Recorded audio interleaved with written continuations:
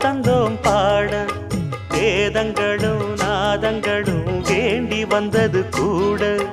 பாதங்களை பார்த்ததுமே பார்வலிய மேல வேதனைகளை மாத்திடும் அவ விரிஞ்ச செண்பகச் சோல பூத்ததையா பூவு அது கையழகு